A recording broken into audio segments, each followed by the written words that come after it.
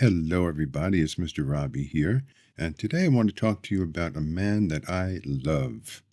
A man who I hope you love too. I love his style. I love his attitude. I love really a lot, well, maybe everything about him. I'm talking, of course, about the great Lawrence O'Donnell of MSNBC. So what do I love about him? I love his, like I said, his attitude, but I love his passion and his dedication to his journalism and to explaining things in a way that not many people that I have seen can or do. Like I said, his passion is something that should inspire a lot of people. I think his passion is inspiring, and I think his passion for the truth should inspire more journalists, whether they're on MSNBC or CNN or even Fox News, to emulate. So it's no secret that he has well, I don't want to put words in his mouth, but he seems to have, and my opinion is that he hates everything about Donald Trump. And he is not alone at all. And it's not the orange turd alone that gets his dander up, that gets his Irish ire up. The White House press corps is, I think, a very sharp sticking point for him. Let me show you what I mean. Not one of them dared to yell at Donald Trump today. Not one of them.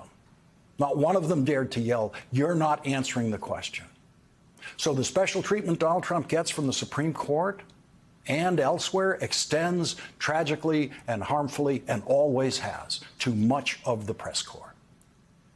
Here's what happened when Donald Trump was asked a good question by NBC's Garrett Haake. Question: would you direct the FDA to revoke access to mifepristone? Here is what Donald Trump said to that yes or no question, which, no matter how many times you read this answer, is not an answer.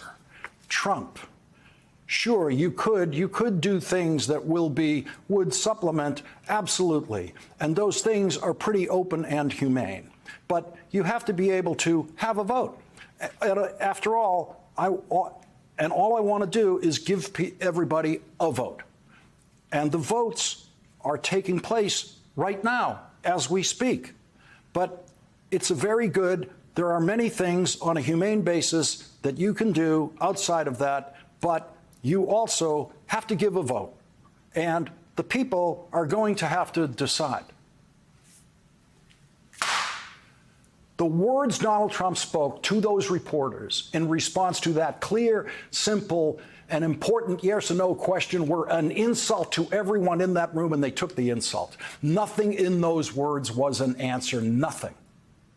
Donald Trump did not answer questions today. Don't let anyone tell you that lie, that Donald Trump answered questions. He did not. He never does. Anyone who tells you that Donald Trump answered reporters' questions is lying to you. And anyone who tells you that is not smart enough to know what an answer is. Donald Trump is not smart enough to answer questions.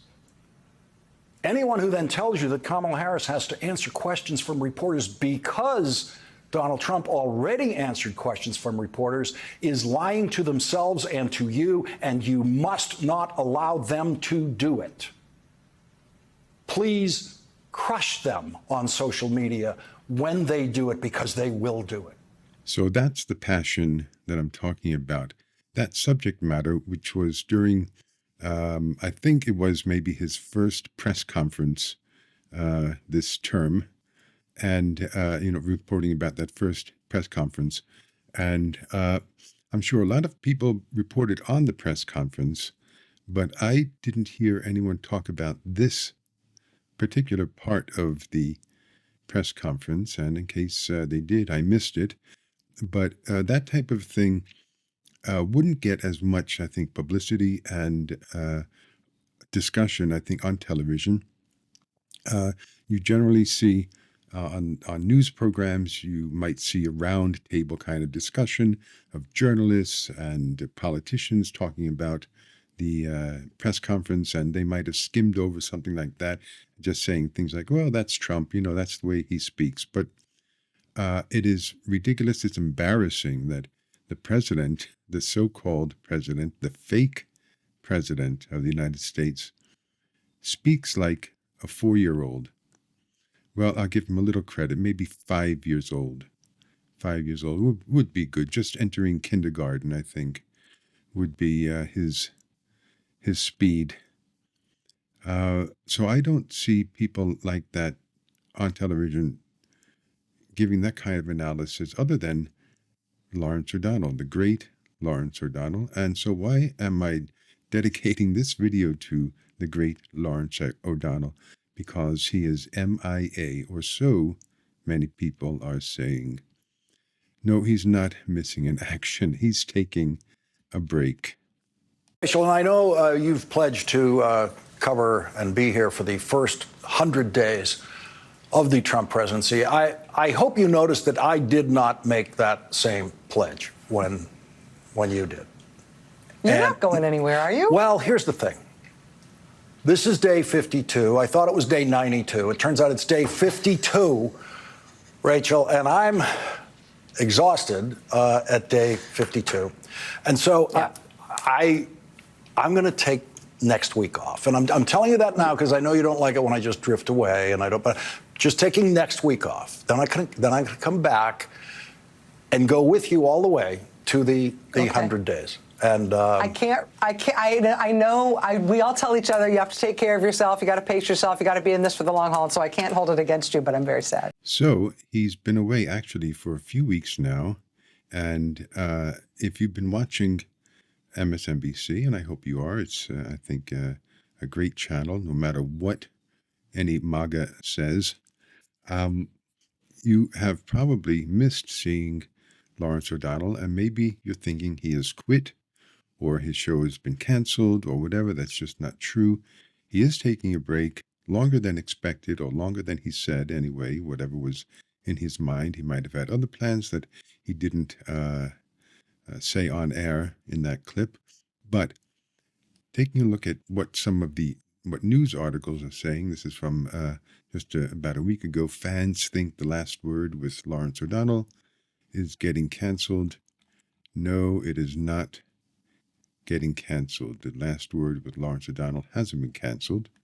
He is taking a break, but he's also fighting for a new contract, like Rachel Maddow's contract. Now, since middle of February or the end of February, there has been a new head of MSNBC, and since she took over, well, we have seen Joy Reid been fired. We have seen Alex Wagner demoted to traveling reporter type of correspondent. And we have seen Rachel Maddow coming back to her 5-night-a-week show. And I'm not saying that's a bad thing at all. What I'm saying is, well, I think that Lawrence O'Donnell is one of the best people on MSNBC, and he definitely deserves the contract that he wants. It says here that Rachel Maddow got her $25 million contract before the new head took over, and she got her 1 day a week, which was Monday night, and the rest of the week was filled by Alex Wagner, and the new and of course Rachel Maddow was there for all of the excitement with the Democratic National Convention and the Republican National Convention, and for the election, all of that. She was there for that. But as for her own show, it was just once a week, Monday night, and the rest of the week was filled by Alex Wagner on her own show.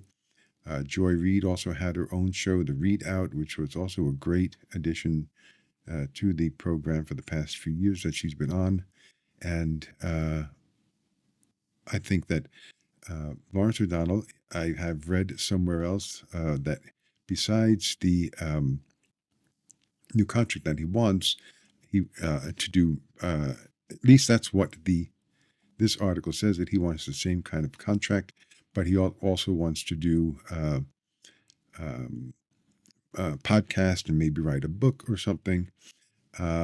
So look, he has been, if anybody is exhausted, and I think we all are exhausted with the Trump world and the Trump presidency, if anyone is entitled to be exhausted, I think it is this man, Lawrence O'Donnell. I don't, I hope that he comes back soon. I do miss him. And like I said, I love him. I love his attitude. I love his passion. I want to show you another clip of his passion that I think you'll enjoy. And again, it has to do with the orange turd not being able to answer a question and the White House press corps sitting on their thumbs. But on day one, Donald Trump did pardon a child pornographer. No president's ever done that. Donald Trump pardoned the biggest worldwide drug dealer in history, two pardons that no other president in history would ever consider. And tonight, Donald Trump said moments ago on Fox that a child leaves home as a boy and comes back 2 days later as a girl. A parent doesn't want to see that, and there are states where that can happen. Now, if Joe Biden or any other president had ever said something as insanely false as that, as impossible as that, you can imagine the screaming outrage that you would get from the White House press corps. And you can right now imagine that there won't be any from this White House press corps about that statement, that a child leaves home as a boy and comes back 2 days later as a girl. And there are states where that can happen. That is like saying a child leaves home as a boy and comes back 2 days later as a horse. It cannot happen. There is a demented pathological liar in the White House talking like that, and the White House press corps will accept that. So I hope that Lawrence comes back very soon, although I do understand and appreciate that he needs to take a break. And as I have said before, I hope and I urge the new president of MSNBC to give the contract to Lawrence, give the contract to him that he wants. If you want to keep him, you will do the right thing. Thank you all very much for watching. Please subscribe and hit the bell and like and share and all of that. I'm trying to get to 500 subscribers. You'll see me later.